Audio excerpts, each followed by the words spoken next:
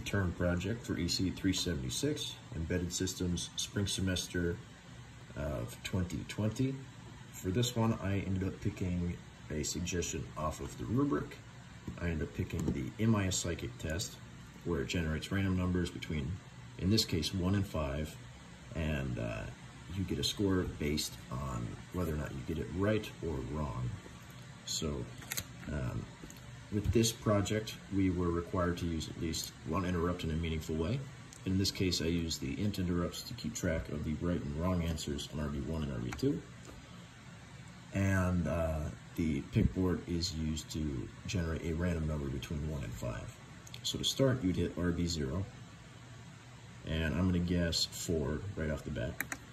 It's incorrect, so you'd hit RB2 to keep track of your incorrect scores.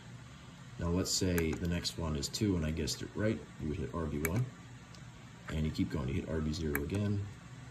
Let's just say I got that one wrong, I'm going to guess 3 on the next one, that one's right, and you keep going.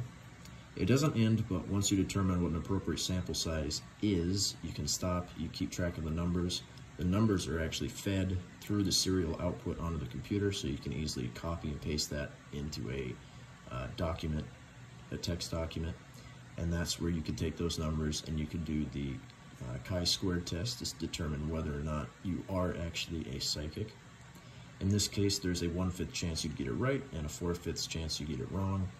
Out of 100 sample sizes is what I did.